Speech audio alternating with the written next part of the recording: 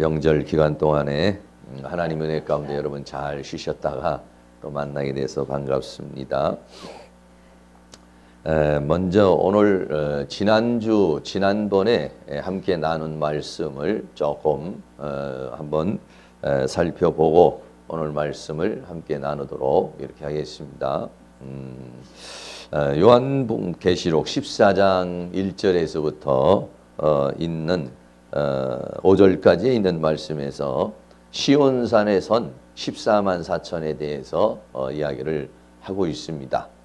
14만 4천 또 하나님의 인침을 받은 사람에 대한 이야기가 많이 있고 또 신천지에서도 신천지에 와야만이 14만 4천에 이른다 하는 또 이런 엉뚱한 이야기도 있습니다만은 어디에 있든지 말이죠. 어떤 신앙생활을 하든지 그 14만 4천이 되려면 어떤 모습을 가지고 있고 어떤 신앙이어야 된다는 것을 먼저 함께 나누도록 하겠습니다.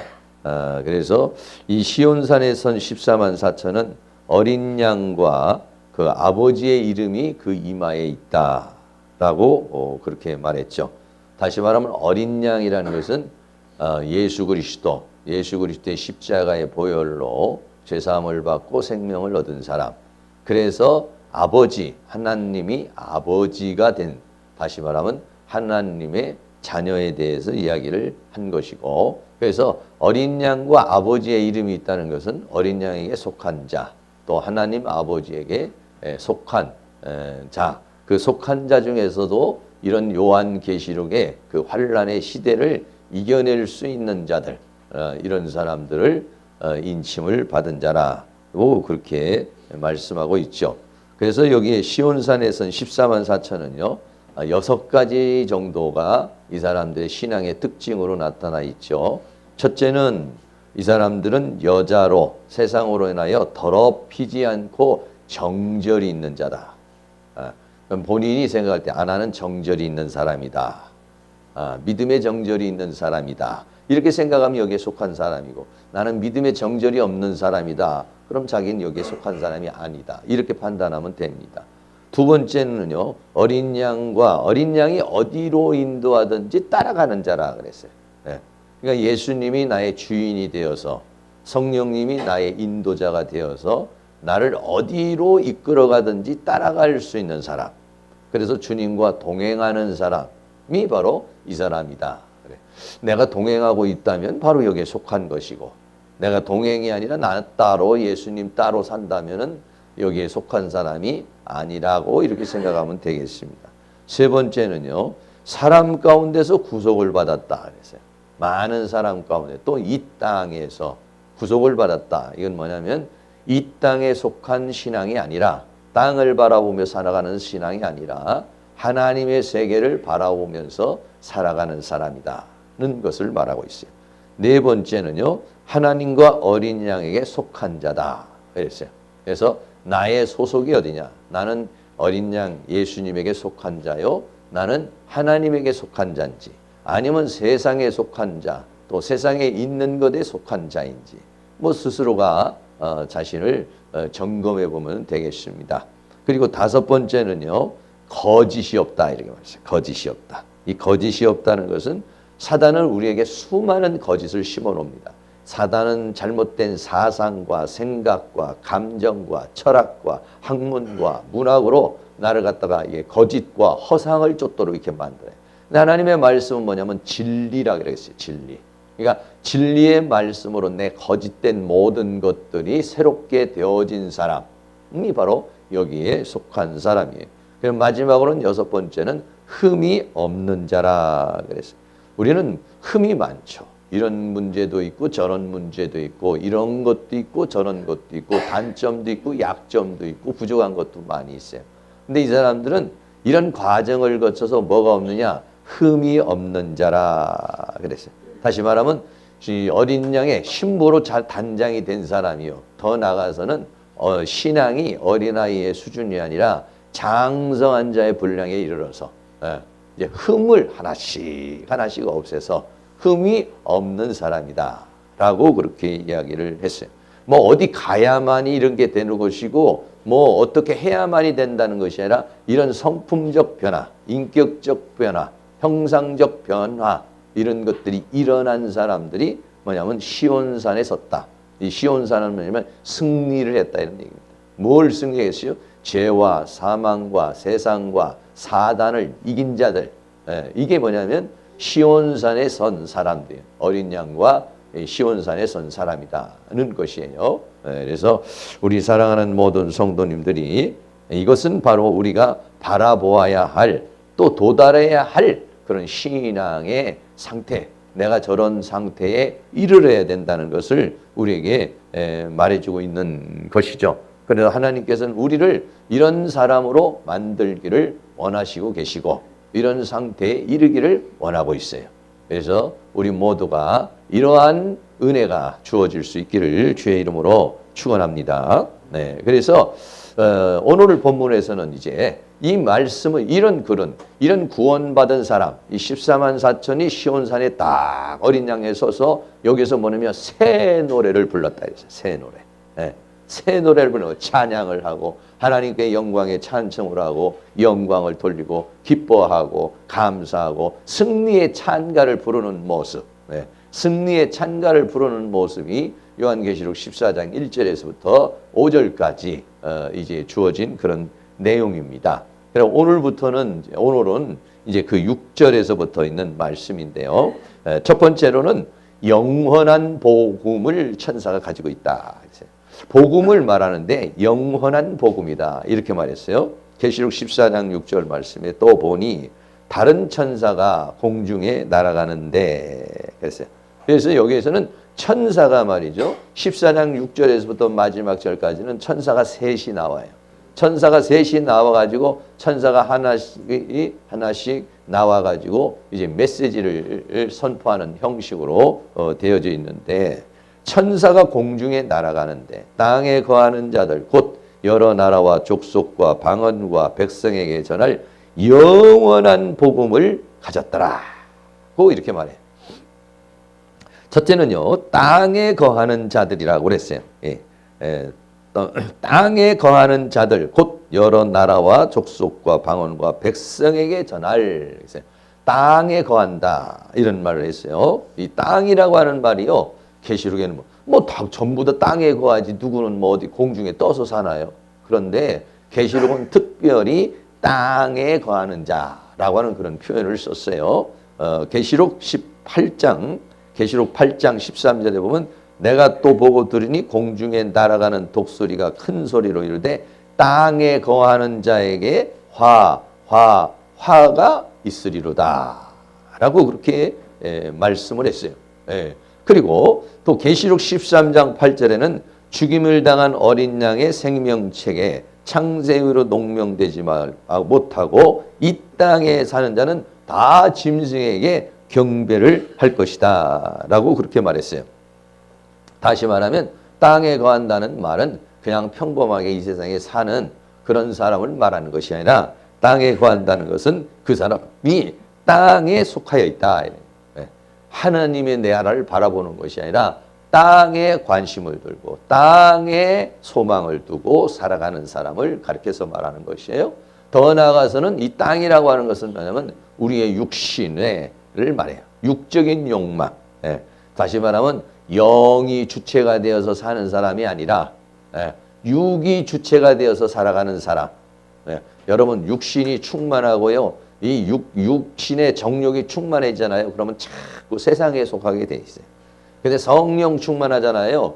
그러면요 자꾸 하나님의 세계를 바라보게 돼 있어요. 그래서 계시록에는 두 종류. 하나는 땅에 속한 자냐, 또 하나는 하늘에 속한 자냐.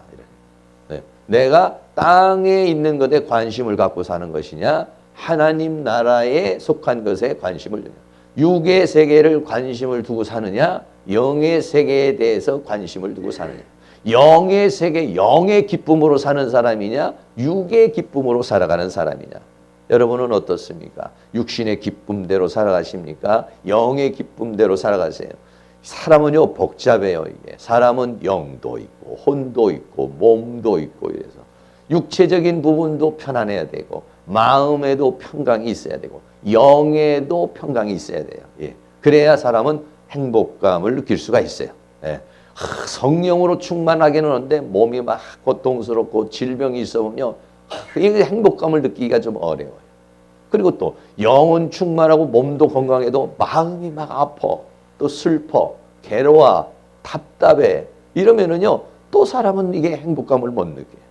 그러니까 얼마나 인간은 어려운지 몰라요. 그래서 사람들이 부부가 같이 살면서 남편이 아내를 만족시켜주고 아내가 남편을 만족시켜준다는 게 얼마나 불가능한 건지 몰라. 왜? 영도 만족을 시켜줘야 되고 육도 만족시켜주고 정신적인 부분도 만족을 시켜줘야 내가 이제 제대로 된 부부를 만났구나 이렇게 생각이 드는데 한 부분만 만약에 만족이 안 돼도요 불평이 나오고 불만이 나오고 사람이 그렇게 돼 있어요. 이렇게. 예. 그래서 사람이 행복감을 느끼고 살아가는 게요. 이런 영도 성령 충만해야 되죠. 또 정신적인 부분이나 마음에도 평강이 있어야죠.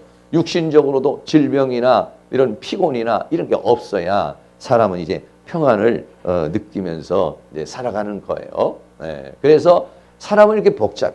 무슨 짐승이나 새나 뭐 돼지나 뭐 이런 것들은요. 그렇게 복잡하지 않습니다. 여러분 강아지 키우는 거 그렇게 복잡합니까? 그렇게 복잡하지 않습니다. 그냥 목욕시켜주고요. 맛있는 간식 주면 계속 꼬리 흔듭니다. 근데 사람은 그렇지 않아요. 사람은 아무리 맛있는 음식 먹여주고 다 해도요. 그걸로 만족을 못해. 거기에 또 문화나 문명이나 마음이 또 편안해야지. 그것만 가지고 되나요? 또 요번에 추석 동안에 맛있는 거 많이 드시고 편안히 쉬셨을 텐데 그런 것만 가지고 되나요? 또 기도하고 성령 충만하고 은혜 충만해야 내 영이 막 소생을 하고 내 영혼이 막 살아야 사는 것 같다 하는 그런 느낌을 이렇게 우리 인간이 받죠. 그런데 계시록에서는 땅에 거하는 자라는 것은 뭐냐면 육적인 욕망을 추구하는 사람. 세상과 세상에 있는 것들로 인해 가지고 만족을 취하려는 사람. 이 사람이 땅에 거하는 자라 그랬어요. 두 번째로는 하늘에 거하는 자가 있어요. 계시록 12장 12절 말씀에 그러므로 하늘과 그 가운데 거하는 자들은 즐거워하라. 이건 죽어서 하늘에 간 사람을 말하는 게 아니에요. 지금 하늘과 그 가운데 거하는 자들은 즐거워하라. 그러나 땅과 바다는 화 있을진저 이는 마귀가 자기의 때가 얼마 못된 줄을 알므로 크고 높게 분내어 너에게 내려갔음이라 하더라. 그래 그렇게 말했어요. 하늘과 그 가운데 거하는 사람은 차원이 육적인 차원이 아니라 영적 차원이고 하늘적 차원이 된 사람. 땅의 미련을 끊고 땅에 속하지 않고 하늘에 속하고 영에 속하고 하나님께 속한 사람들. 이런 사람들은 마귀가 막 육적으로 통동을 하고 세상과 세상의 것으로 공격을 하니까 그런 것들을 이겨낸 사람들은 이런 시대를 잘 이겨내갈 수 있다는 거지. 계시록 13장 6절에도 짐승이 입을 벌려 하나님을 향하여 회방하되 그의 이름과 그의 장막 곧 하늘에 거하는 자들을 회방하더라 라고 그렇게 말씀하고 있어요. 그러니까는 계시록 시대에는 재앙이 어디로 내리냐? 하늘에 내리는 게 아니라 땅에 내리는 거예요. 땅에 내리고 바다에 내리고 산에 내리고 그러니까 차원적으로 우리는 어떻게 했냐면 막 땅에 속해 있고 욕정에 욕망에 정욕에 사로잡혀 있으면은요 그러면은 마귀에게 감정에 빠지고 마귀의 올무에 걸려서 그래서 신앙을 다 잃어버리고 짐승의 표를 받게 되는 것이고 이렇게 살아가는 거예요. 그런데 이 하늘에 거하는 사람은 그런 욕망을 이겨낸 사람 이런 사람들을 말하는데 이런 자들을 향해서 마귀가 계속해서 회방을 하더라라고 그렇게 말씀하고 있어요. 예, 여기서 말하는 계시록 14장 1절에서부터 5절까지 있는 이 14만 4천은 뭐냐면 땅에서 구속함을 받은 사람. 세상에서 사람에게서 구속함을 받은 사람. 다시 말하면 땅을 이겨낸 사람. 세상을 이겨낸 사람. 육신의 정욕을 이겨낸 사람들이에요. 이 사람들이 뭐냐? 차원적으로 볼 때는 하늘에 속한 자들이요. 하늘에 거하는 자다라고 그랬어요. 사랑하는 모든 성도님들이 우리는 이 땅에 살고 있지만 이 세상에 살고 있지만은 이 세상에 파묻혀 사는 사람이 아니라 하나님께 속한 사람이에요. 영을 따라 살아가는 사람이에요. 할렐루야. 그런 은혜가 있기를 주의 이름으로 축원합니다. 복음을 전하는데 여기에서 무슨 복음이라고 했냐면요. 영원한 복음이라고 했어요. 영원한 복음. 네. 복음이라고 이렇게 말할 때 영원한 복음이다. 그래서 이 복음에 대해서 얘기할 때 한 세 가지 정도 얘기하는데 마태복음에서 예수님이 오셔서 전할 때 뭐라 하면 천국 복음을 전하더라. 이렇게 말했어요. 또 제자들이 전할 때는 보통 어떻게 했냐면 은혜의 복음을 전하더라. 이렇게 말했어요. 근데 계시록에서는 특별하게 이 복음에다가 앞에 있는 수식어를 영원한 복음이다. 예수님이 오셔서 천국 복음을 전했다. 회개하라. 천국이 가까이 왔느니라. 이렇게 말했을 때는 예수님이 오셔서 우리의 심령에 천국을 이루고 우리의 가정의 삶의 천국을 이루고 그래서 하나님의 나라를 이루기 위해서 심령이 가난한 자는 복이 있나니 천국이 저희 것입니다. 이거를 이루시기 위해서 예수님이 오신 것이죠. 그래서 천국 복음이라 이렇게 말했다. 또 어떤 부분에서는 은혜의 복음을 증거하는 일에 있어서는 내가 이 사명을 감당하는데 이렇게 바울이 또 얘기를 하고 있죠. 그 은혜의 복음이라는 건 하나님께서 주신 그 은혜를 증거하는 복음.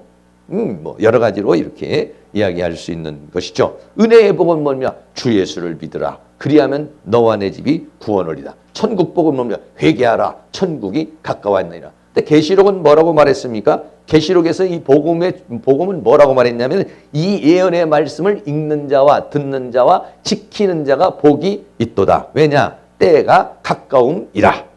할렐루야. 네. 그런데 오늘 이 천사가 가면서 나갈 때 뭐라고 하냐? 영원한 복음을 가졌다. 이렇게 말씀을 하고 있는데 이 영원한 복음이라는 것은 몇 가지 의미가 있습니다. 첫째로 복음을 주신 하나님이 영원하시다. 계시록 22장 13절에 예수님께서 하나님께서 나는 알파와 오메가요 처음과 나중이요 시작과 처음과 나중이라는 건 이 말이 영원부터 영원까지 계시는 분이시다. 이런 의미입니다. 그래서 히브리서 13장 8절에 예수 그리스도는 어제나 오늘이나 영원토록 동일하다. 복음을 주신 이 말씀을 주신 이 약속을 주신 하나님이 어떤 분이에요? 영원하시기 때문에 영원한 복음이다. 이런 의미를 붙였어요. 두 번째는요. 전하는 복음 자체가 또 영원하다 그랬어요. 베드로전서 1장 24절에 그러므로 모든 육체는 풀과 같고 그 모든 영광이 풀의 꽃과 같으니 풀은 마르고 꽃은 떨어지지만은 오직 주의 말씀은 세세토록. 이 세세토록이라는 말이면 영원토록 있도다 하였으니 너희에게 전한 복음이 곧 이 말씀이니라. 다시 말하면 이 말씀은요 변하지를 않는다는 거예요. 사람들이 증거하는 학문이나 철학이나 사상이나 이런 것들은요 시대가 되면 변해요. 그런데 하나님의 말씀, 이 말씀을 주시는 하나님이 영원하시기 때문에 그 말씀이 영원하다. 그 말씀을 붙잡고 있는 사람도 영원하다. 그래서 뭐냐면 이 복음이 뭐냐? 영원한 복음이다. 이렇게 말씀하셨어요. 세 번째는요. 하나님의 뜻과 약속이 영원해서 영원한 복음이라 이렇게 말했어요. 요한일서 2장 15절에 이 세상이나 세상에 있는 것들을 사랑치 말라. 누구든지 세상을 사랑하면 아버지의 사랑이 그 속에 있지 아니하나니 이 세상도 정욕도 다 지나간다는 거예요. 이 세상과 세상에 있는 것도 인간이 요구하는 욕망과 그 모든 것들도 다 세월이 지나가면 다 지나가지만은 하나님의 뜻을 행하는 이는 영원히 거한다. 할렐루야. 왜? 하나님이 영원하시고 그 주신 말씀이 영원하기 때문에 하나님의 뜻을 행하는 자는 영원히 거하니까 이 복음이 무슨 뭐냐? 영원한 복음이다. 할렐루야. 네 번째는요. 그 복음을 통해서 이루는 나라가 영원하기 때문이다. 나라가 영원하다. 다니엘서에서 보면은요. 다니엘 2장 34절부터 이렇게 보면은 금신상에 대한 얘기가 나오죠. 다니엘이 금신상을 봤는데 제일 위에는 그 금신상에 금으로 되어 있는 부분은 바벨론 제국을 말하고 그 두 번째에 있는 어깨 부분은요. 메데 바사의 나라를 말하고 그 다음에 이 배 부분, 정수리 이 부분은 헬라 제국을 말하고 다리 부분은 로마 제국을 말하고 발가락은 마지막 적그리스도의 국가를 말하는데 하늘에서 뜨인 돌이 날아와서 신상을 뻥 때려버리죠.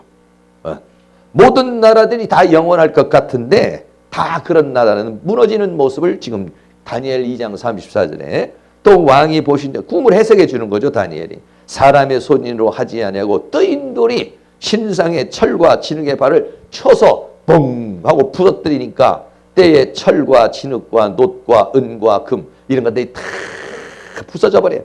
철로 만든 나라든지 진흙으로 만든 나라든지 은으로 만든 나라든지 놋으로 만든 나라든지 금으로 만든 나라든지 다 부서져 여름 타작마당의 겨와 같이 되어 바람에 불려간 것이 없고 다 지나가 버리는 거예요. 우상을 친 돌은 태산을 이루어 온 세계에 가득하였나이다. 그래서 뭐냐? 하나님의 나라가 세워질 것을, 영원한 나라가 세워질 것을 말씀해 주고 있어요. 이거를 베드로전서 1장 4절에는 썩지 않고 더럽지 않고 쇠하지 아니하는 기업, 그 나라를 우리에게 기업으로 있게 하시나니 곧 너희를 위하여 하늘에 간직하신 것이다. 할렐루야. 이 영원한 복음을 받아서 그 영원한 복음 안에 거하는 자 14만 4천과 같이 시온산에 서는 사람, 이기는 그러한 사람들은 어떻게 될 것이냐?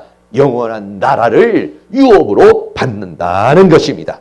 할렐루야. 마지막으로는요, 믿는 자는 영원토록 그 나라에서 왕노릇 할 것을 말씀해 주고 있어요. 계시록 22장 5절입니다. 다시는 밤이 없겠고 등불과 햇빛이 있을 데가 없으니 이는 주 하나님이 저희에게 비추심이다. 저희가 세세토록 왕노릇 하리로다. 할렐루야. 그래서 이게 영원한 복음이에요. 이 천사가 복음을 가지고 가는데 이 복음을 뭐라고 그랬냐? 영원한 복음이다.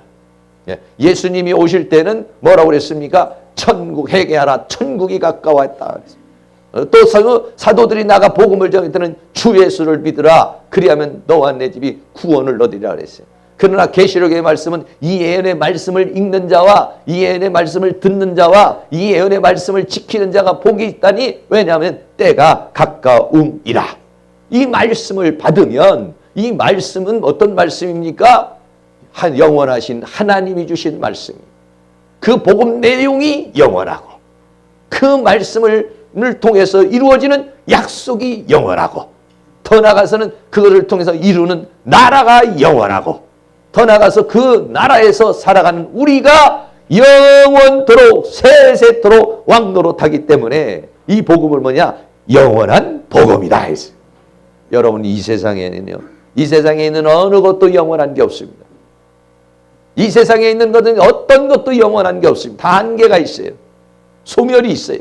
그러나 하나님의 세계가 영원하다, 이런 얘기예요. 이 영원한 나라를 우리에게 주시려고 영원한 복음을 선포해 주시고 있는 것이죠. 이 말씀을 받아서 영생 복락하실 수 있기를 주의 이름으로 축원합니다. 두 번째는요, 바벨론이 심판에 따라 바벨론이라고 하는 제국이 나옵니다. 계시록 14장 7절에 그가 큰 음성으로 가로되 하나님을 두려워하며 그에게 영광을 돌리라. 이는 그의 심판하실 시간이 이르렀음이니 하늘과 땅과 바다와 물들의 근원을 만드신 이를 경배하라 하더라. 무엇이 이르냐? 심판이 이르렀다. 무엇이? 바벨론. 이 바벨론은 뭐냐면은 적그리스도 국가를 가리켜서 말하는 거. 세상을 가리켜서 말하는 거. 이 세상이라고 하는 것이 영원할 것 같은데 어느 순간 그것은 심판의 때가 있다는 것이, 바벨론의 심판이 이르렀다. 이렇게 말해요. 바벨론의 심판이 이르렀다는 세상의 심판이 이르렀다. 적그리스도국과 그리고 적그리스도 거짓 선지자 미혹하고 유혹하고 핍박하는 이 세상이 심판이 이르렀다. 이게 심판이 이르렀으니까 어떻게 해야 되느냐? 하나님을 두려워하라는 거예요. 하나님을 두려워하라. 심판이 다가오니까, 심판이 다가오고 있으니까 어떻게 하냐? 하나님을 두려워하라. 하나님을 두려워해야 정신을 차리고 근신하여 깨어서 기도하면서 하나님의 말씀을 따라서 살려고 그러죠. 하나님을 두려워하지 않으면요, 이 신앙생활이 바로 되지를 않습니다. 두렵고 떨리는 마음을 가져야 되는 거예요. 마태복음 10장 28절에 몸은 죽여도 영혼은 능히 죽이지 못하는 자들을 두려워하지 말고 오직 몸과 영혼을 능히 지옥에 멸하시는 자를 두려워하라. 할렐루야. 우리는요, 하나님을 두려워하는데, 두려워한다고 해서 발발발 떠는 두려움이 아니라 하나님의 뜻을 따라 살고자 하는 두려움. 구원에 이르기를 원하는 두려움, 그런 두려움을 가질 수 있기를 주의 이름으로 축원합니다. 죄를 지으면 안 된다는 그런 두려움, 내가 세상에 속하면 안 된다는, 내가 이렇게 살면 안 된다는 이런 두려움, 이런 경건의 두려움을 가질 수 있어야 될 줄로 믿습니다. 심판이 다가왔으니까 하나님을 두려워하라 그랬어요. 그리고 하나님 앞에 영광을 돌려라 그랬어요. 자신의 정욕에 사로잡힌 사람은 자기의 영광을 드러내려고 그러시고 자기의 욕심을 드러내고 자기의 욕망을 이루려고 그러는 것이죠. 그러나 심판이 다가왔으니까, 바벨론이 심판이 다가왔으니까는 하나님을 두려워하며 어떻게 했느냐? 하나님께 영광을 돌려라. 고린도전서 6장 20절 말씀에 너희는 값으로 산 것이 되었으니 그런즉 너희 몸을 가지고 정욕으로 살고 너희 몸으로 육신으로 살고 너희 몸으로 욕망에 사로잡혀서 너희 몸으로 땅에 속해서 너희 몸으로 그렇게 살지 말고 하나님께 영광을 돌리라. 할렐루야. 그리고 세 번째는요, 창조주 하나님을 경배하라 이렇게 말했어요. 창조주 하나님, 물과 물굴의 근원을 만드신 이 하나님, 창조주 하나님을 경배하라. 계시록에서는요, 하나님을 경배하느냐 아니면 마귀를 경배하는 자로 둘로 딱 가려지는 것입니다. 하나님의 인침을 받은 사람은 하나님을 경외하고 짐승표를 받은 자는 마귀를 경배하고 이 두 가지로 갈려져요. 그래서 계시록 11장 1절에서 보면은 두 증인이 나와가지고 이제 청량을 합니다. 또 내게 지팡이 같은 갈대를 주며 말하기를 일어나서 하나님의 성전과 제단과 그 안에서 경배하는 자들을 청량해라 이렇게 말씀하고 있어요. 네. 밖에는요 청량할 필요가 없는 거예요. 하나님을 경배하고 성전에서 제단에서 하나님을 경배하는 자들을 청량하라. 내가 만약에 지금 하나님의 제단에 하나님의 성전에서 내가 하나님을 경배하고 있다면요, 천사가 와서 아무개가 저렇게 하고 있구나, 아무개가 저렇게 하나님을 찬양하고 하나님을 경배하고, 이거를 청량하라는 것이에요. 네. 그 다음에 계시록 7장 11절에 보면 모든 천사가 보좌와 장로들과 내 생물의 주위에 섰다가 보좌 앞에 엎드려 얼굴을 대고 하나님께 경배. 계시록에서 중간중간 나오는 게 뭐냐면요, 하나님께 대한 영광이에요. 천사가 나와서 하나님께 영광을 돌립니다. 보좌에 앉은 장로들이 하나님 앞에 영광을 돌립니다. 내 생물, 하나님 옆에 있는 내 생물이 나와서 하나님을 찬양합니다. 내 생물이 하나님을 무엇을? 구원을 이루시는 하나님을 찬양합니다. 역사 모든 것을 완성하시는 하나님을 찬양합니다. 인을 떼시는 주님을 찬양합니다. 할렐루야. 예, 찬양과 경배가 계속해서 일어나고 있어요. 예, 마태복음 4장 10절에도 예수님이 이렇게 말씀하시죠. 예수께서 말씀하시되 사탄아 물러가라 기록되으되 주 너의 하나님께 경배하고 다만 그를 섬기라 하였느니라. 왜 이런 말씀이 나왔습니까? 마귀가요 자기가 경배를 받으려고 그러는 것이에요. 사탄은요 하나님 대신에 경배를 받기로 합니다. 사탄은 우리 앞에 나와서 자신이 하나님인 것처럼 해가서요 경배를 받으려고 그렇게 하고 있죠. 마태복음 4장 9절에 사탄이 예수님에게 이렇게 말해요. 만일에 내게 엎드려 경배하면 이 세상 모든 만국을 너에게 줄 것이다. 네. 오늘날도 마찬가지예요. 마귀는 우리들 앞에 나와가지고 자기를 경배하게 하고, 마귀는 그 마귀를 섬기는 자로 우리를 삼아서 우리를 죄의 정으로, 마귀의 정으로 끌고 가려고 하고 있다는 얘기죠. 계시록에서도 역시 마찬가지입니다. 어떤 사람들이 마귀를 섬기는 짐승의 표를 받는 사람들이요 짐승을 경배하게 돼 있어요. 계시록 13장 4절에 용이 짐승에게 권세를 주므로 용에게 경배하며 짐승에게 경배하며 가로되 누가 이 짐승과 같으뇨 누가 능히 이로 더불어 싸우리오 하더라 그랬어요. 네. 이런 모든 사람들이 전부 다 짐승을 경배하는 사람들이 수없이 일어나는 겁니다. 네. 더 나아가서는 계시록 13장 8절에 죽음을 당한 어린 양의 생명책에 창세 이후로 농명되지 못하고 이 땅에 사는 사람은 다 짐승에게 경배한다. 다시 말하면 14만 4천 또는 흰옷 입은 무리, 다시 말하면 하나님의 인침을 받지 못한 사람은 짐승의 표를 받게 되고 짐승을 경배하게 되는 거예요. 이것도 아니고 저것도 아니고는 없어요. 계시록 둘 중에 하나입니다. 짐승의 표를 받고 짐승을 경배하든지 하나님으로 섬기고 살든지 그래서 지옥불로 돌아가든지 아니면 하나님의 인침을 받고 하나님을 경배하든지 둘 중에 하나가 주어지게 되는 것이다. 사랑하는 모든 성도님들은 짐승의 표를 받는 것이 아니고 땅에 속한 자가 아니라 하늘에 속한 자가 되고 하나님의 인침을 받아 하나님 앞에 영광을 돌리는 그런 은혜가 일어날 수 있기를 주의 이름으로 축원합니다. 네. 왜냐? 지금 오늘 여기서 지금 뭐라고 지금 말씀하고 있습니까? 창조주 하나님을 경배하고 더 나아가서는 하나님을 두려워하고 하나님 앞에 영광을 돌려라. 왜? 하나님의 심판이 이르렀다는 것이. 네. 하나님의 심판이 이르렀다는 것은 무슨 말씀이냐면은 하나님께서 주시는 기회가 없다는 거예요. 기회가 있다는 거예요. 여러분, 환란의 바람이 들어오고 짐승의 이 지표가 오기 전에 뭘 했어요? 하나님의 인침의 역사가 일어나죠. 심판이 오기 전에 뭐냐? 심판이 오기 전에 하나님께서 우리에게 주시는 게 뭐냐? 은혜를 베풀어 주시는 거예요. 왜? 심판에 이르지 아니하도록. 고린도후서 6장 2절 말씀에 가라사대 내가 은혜 베풀 때 너를 듣고 구원의 날을 너를 도왔다 하셨으니 보라 지금은 은혜 받을 만한 때요 보라 지금은 구원의 날이로다. 하나님께서 주실 때 기회를 주실 때 네, 나에게 은혜 받을 수 있고 내가 기도할 수 있고 내가 성장할 수 있고 내가 변화할 수 있고 그런 은혜를 나에게 베풀어 주실 때 그 은혜를 받아야 내가 성장하는 거예요. 내가 그 은혜를 받아야만이 내가 새롭게 되는 것입니다. 그 은혜를 놓쳐버리면요.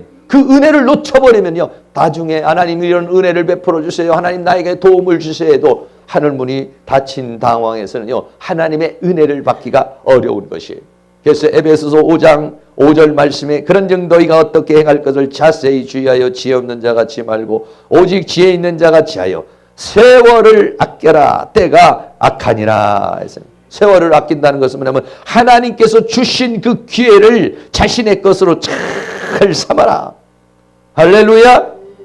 오늘 어떻습니까? 여러분에게 지금 내가 지금 기도할 수 있고 내가 지금 하나님을 찾을 수 있는 그러한 때가 주어졌을 때 네, 여러분 이것을 갖다가 허송세월로 보내서는 안 되는 거예요. 하나님이 주신 기회를 우리가 잘 선용해요. 때로는 하나님께서 능력을 주시기도 하고 때로는 물질을 주시기도 하고 때로는 좋은 환경을 주시기도 하고 때로는 좋은 상황을 하나님께서 주시기도 해요. 근데 그 기회를 우리가 잘 선용을 해야 되는 거예요. 누가복음 16장에 보면 부자와 나사로가 보여요. 부자는 얼마나 돈이 많은지 그냥 호화롭게 연락하며 살았어요. 그럴 때 어떻게 했습니까? 거기에는 나사로라고 하는 사람이 가난하게 살고 있었어요. 그때 어떻게 이 부자는 이 나사로에게 은혜를 베풀고 긍휼을 베풀고 자기가 가지고 있는 것을 함께 공유할 수 있는 기회가 주어진 거예요. 그런데 부자는 그렇게 생각하지 않았죠. 그냥 자기에게 좋은 게 왔으니까 그것으로 자기는 매일같이 호화롭게 살고 연락하며 살면 되는 줄 알았어요. 나중에 보니까는 죽은 다음에 보니까는 부자는 음부에 가고 나사로는 아브라함의 품속에 가 있어요. 그러니까 부자가 물 한 방울만 달라고 그랬더니 뭐라고 하면 너는 그 세상에 살 때 좋은 것을 받을 때 나사로에게 물 한 방울이라도 주었느냐? 근데 여기 와가지고 물 한 방울도 허용이 되지 않는 거예요. 오늘날 하나님께서 나에게 주시는 기회가 있어요. 나에게 주신 이 기회를 여러분들이 잘 선용할 수 있는 그런 은혜의 역사가 일어날 수 있기를 주의 이름으로 축원합니다. 오늘 내가 살아가면서 주어지는 환경이 있어요.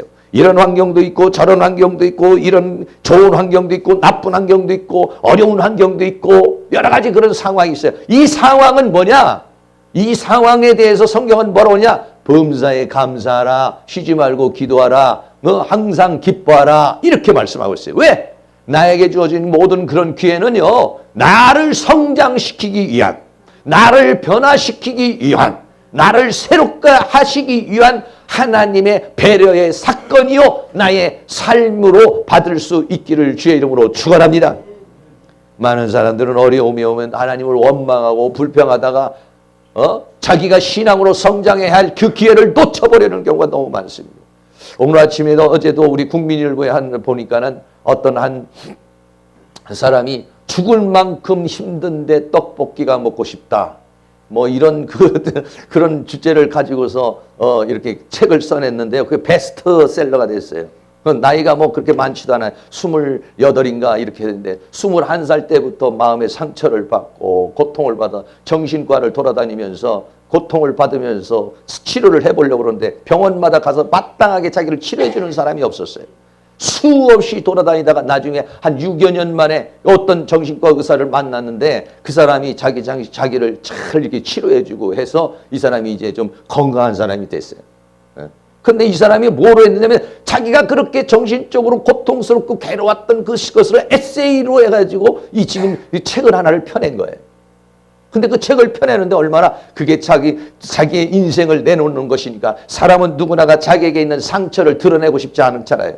우리도 뭐 내적 치유하고 이러면은 막 귀신이 막 나오고 또 뭐 악한 영들이 일어나면은 막 창피해가지고 막 도망가 버리고 이러는 사람도 많잖아요. 그런데 이 사람이 자기의 일생을 다 적나라하게 다 드러내버린 거예요. 네. 다 적나라하게 드러내버렸는 거예요. 네. 근데 그게 베스트셀러가 됐어요. 그러니까 이 사람에게 있는 그 고통, 이 사람에게 있는 그 아픔이 뭐가 되냐? 오히려 이 사람을 유명한 사람으로 만들어버렸어요. 대단한 사람으로 만들어버렸어요. 할렐루야. 나에게 주어진 어떤 것들, 이것을 내가 어떻게 극복해 나가느냐? 네? 그 에세이집으로 남겨놓은 것들이 자기 자신에게 정말 상처고 아픔이지만은 그것을 펴냈는데 수많은 사람이 자기만이 그런 고통을 당하고 자기만이 그런 괴로움을 당하는 것이 아니라 그 책을 읽는 수많은 사람이 함께 우울증을 앓고 함께 고통을 앓고 함께 괴로움을 앓으면서 그 사람의 그 책을 보고서 용기를 갖고 그 사람이 그 겪은 상황을 보고서 힘을 내서 오히려 그 사람들에게 좋은 메시지가 되어주고 용기를 주는 일이 돼버리고 말았다. 그리고 오히려 자기 자신도 그것을 통해서 새롭게 태어나면서 새로운 인생을 살아갈 수 있는 그런 사람이 됐어요. 여러분, 우리가 삶을 살아가는데 많은 아픔도 있어요. 상처도 있어요. 그러나 그것을 가지고 나는 왜 이럴까 하고 원망하고 불평하고 짜증내고 아니면 회피해버리고 던져버리고 도망가버리면요 자신에게 인생에 남는 게 없어요.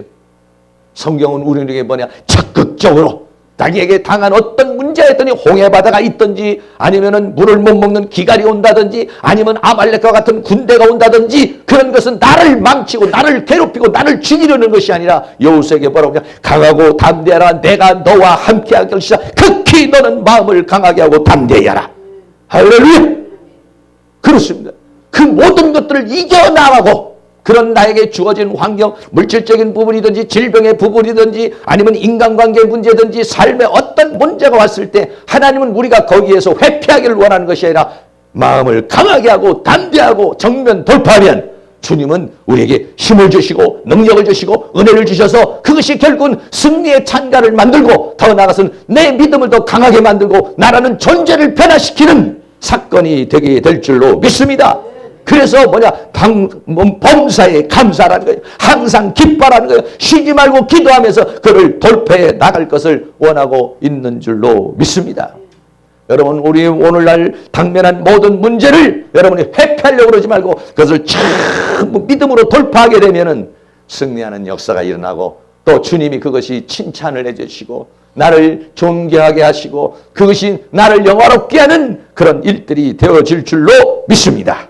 마지막으로 세 번째는 바벨론의 멸망에 대해서 말해주고 있습니다. 계시록 14장 8절에 또 다른 천사 곧 둘째가 그 뒤를 따라 말하되 무너졌도다 큰 성 바벨론이요. 바벨론이라는 제국, 이건 당시의 로마의 제국을 말하는 것입니다.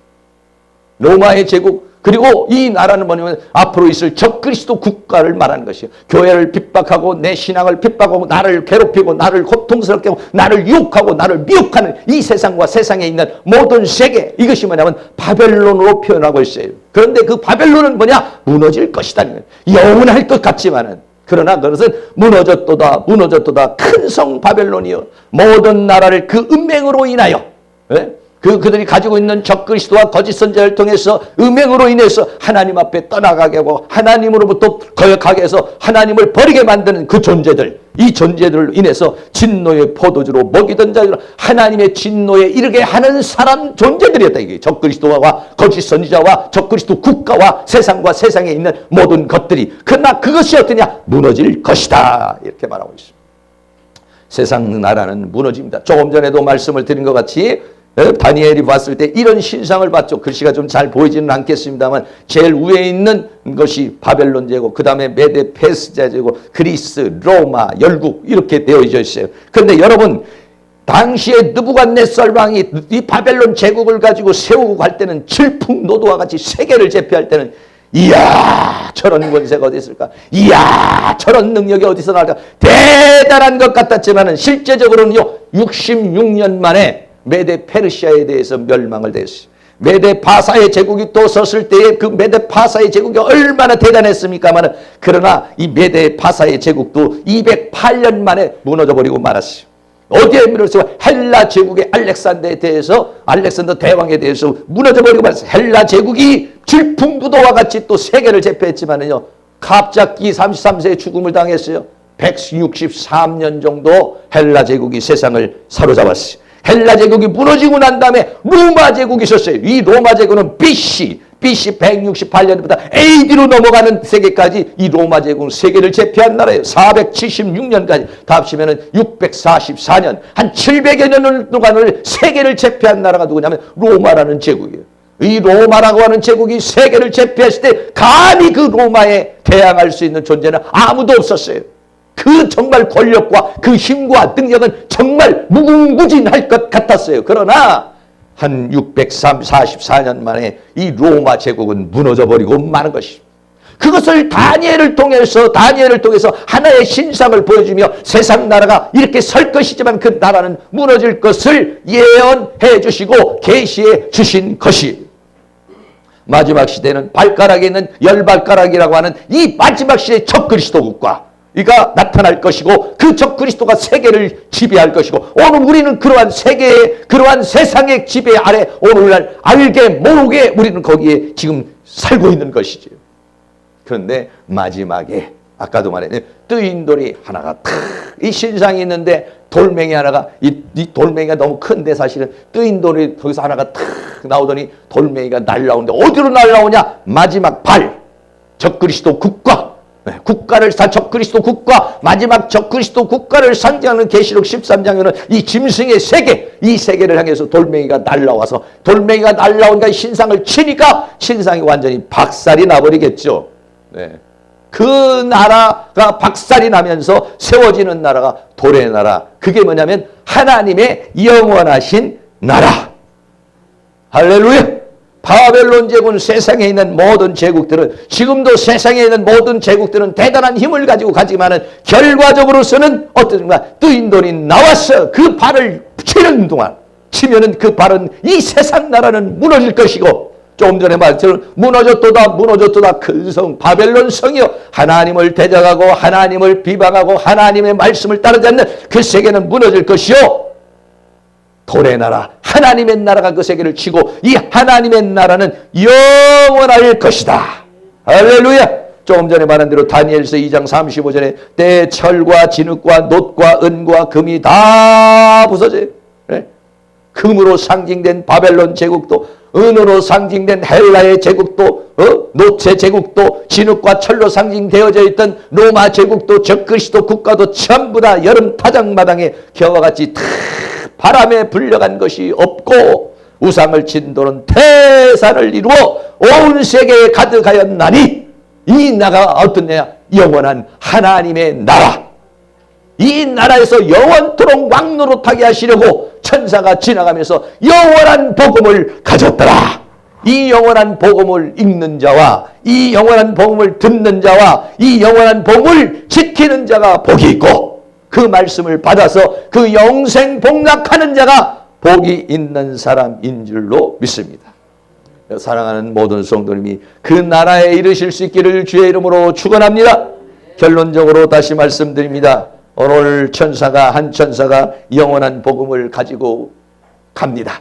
그러면서 그 천사가 이제 곧 심판이 이르렀다고 그렇게 말합니다. 심판이 이르기 전에 계시록 1장 14장 1절에서 5절까지 있는 14만 4천과 같이 신부로 단장되어질 것을, 우리들도 그러한 믿음의 정죄를 지키며 그러한 사람이 될 것을 종용하고 있는 것이죠. 하나님을 심판을 두려워하라, 하나님을 영광을 돌리고 하나님을 경배하라고 그렇게 말합니다. 그래서 그 기회를 사서 열심으로 하나님의 그 은혜를 받아서 거기에 도달한 사람들은 그리스도와 더불어 왕노릇하게 될 것이, 바벨론 제국은 멸망하게 될 것인데, 사랑하는 모든 성도님들이 땅에 속한 자가 아니라 영의 눈을 열어서 하나님의 세계를 보시고 영의 귀를 열어서 오늘도 우리에게 말씀하시는 그 말씀을 들어 영원한 복음을 가지고 그 영원한 복음을 가져서 영생 복락에 이르를 수 있는 그런 은혜의 역사, 그 세계를 준비하는 역사가 다 일어날 수 있기를 주의 이름으로 축원합니다.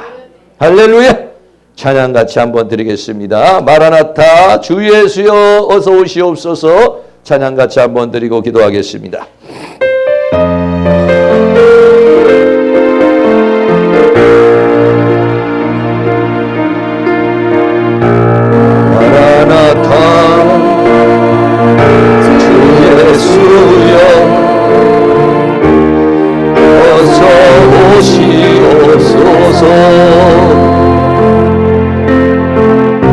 땅의 모든 모든 족속을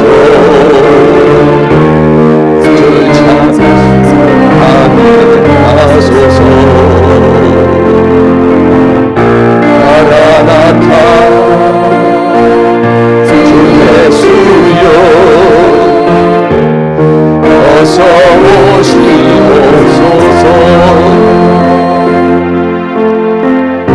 모든 열방이 주께 돌아와 춤추며 경배하게 하소서. 아멘. 우리 주님 다시 오실 길을 만들자. 십자가를 들고 만국하는 우리 가리라. 주님 하늘 영광 온 땅 높을 때 우리 땅끝에서 주를 맞으리. 마라나타 마라나타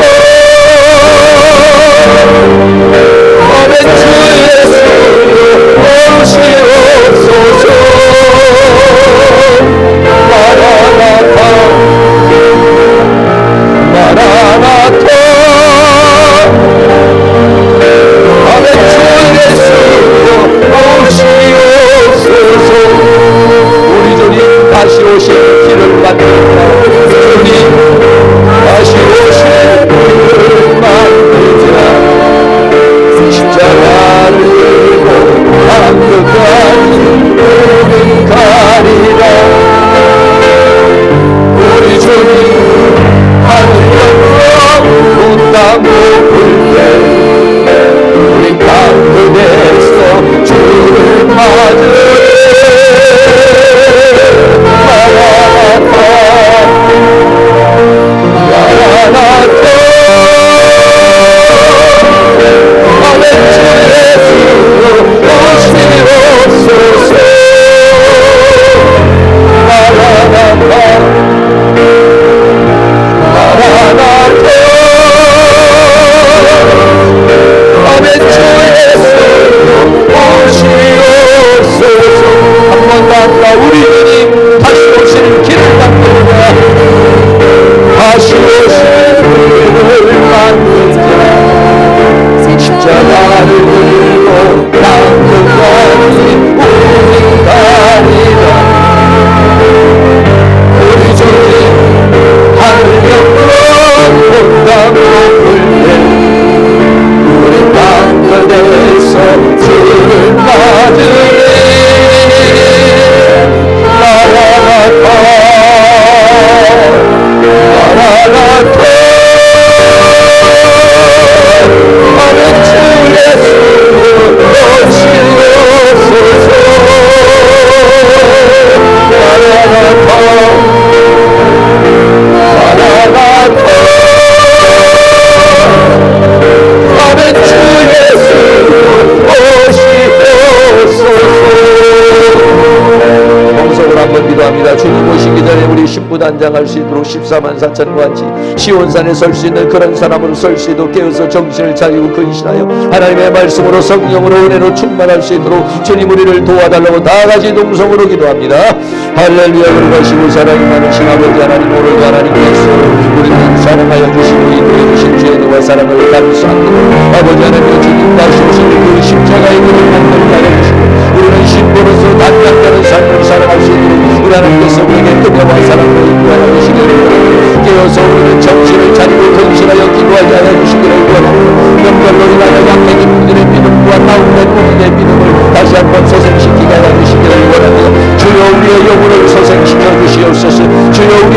소생시켜 주시옵소서. 주여 우리의 영혼을 소생시켜 주시옵소서. 주여 우리의 영혼을 강화시켜 주시옵소서.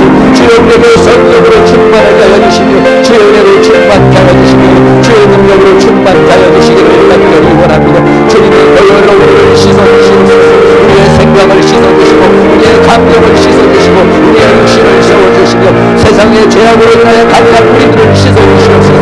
주님의 보혈로 씻어주시옵소서. 주님의 보혈로 정결케 하여 주시옵소서. 성령으로 정결케 하여 주옵소서. 이 시간 주의 성령의 기름을 부어주시옵소서.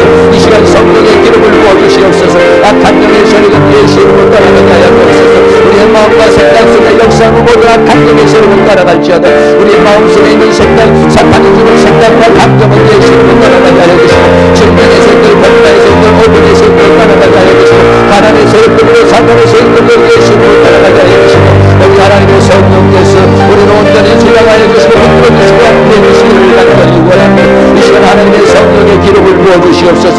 주님의 보혈로 씻어주시옵소서. 모든 악한 영을 제거해 주시며 모든 질병의 세력들, 어둠의 세력을 제거해 주시며 하나님의 성령으로 채워주시옵소서. 성령의 기름을 부어주시옵소서. 주의 능력으로 채워주시옵소서. 주의 성령으로 채워주시옵소서. 주의 능력으로 채워주시옵소서. 눈을 열어주시옵소서.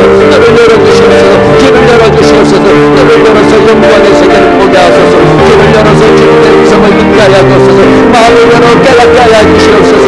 주의 성령으로 충만하게 하여 주시고 주의 능력으로 충만하게 하여 주시고 주의 권능으로 충만하게 하여 주시고 주님의 말씀을 따라 주의 성령을 따라 살게 하여 주시고 주의 권능을 따라 살아갈 수 있도록 성령을 하여 주시고 역사하여 주시기를 원합니다. 우리 하나님 능력의 손길로 우리를 인도하여 주시며 주의 권능의 손길로 역사하여 주시고 주의 내 손길로 우리를 지나가시고 붙들어 주시고 함께해 주시기를 간절히 기도합니다. 성령 하나님 도와주시옵소서. 성령 하나님 역사하여 주시옵소서. 내 많은 우리의 영혼에 성령의 단계를 부어주시옵소서.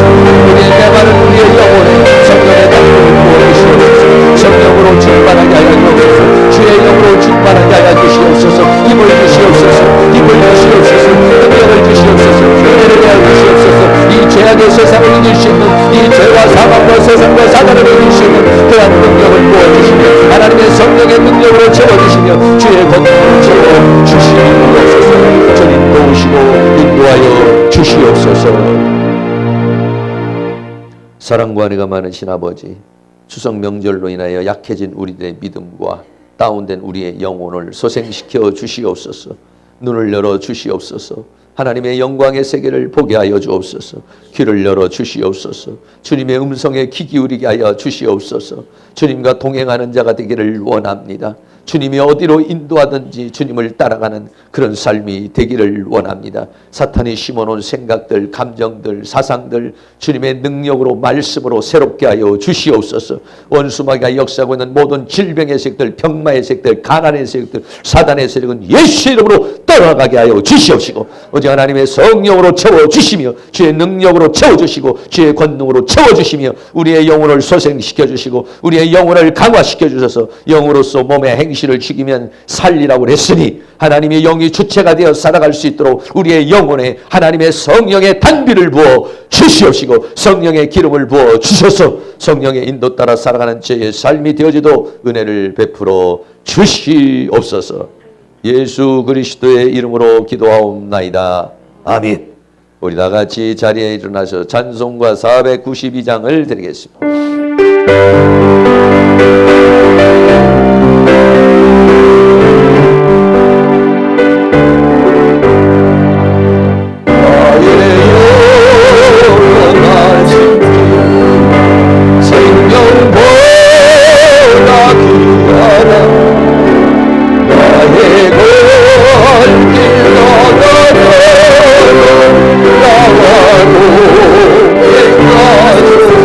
주께로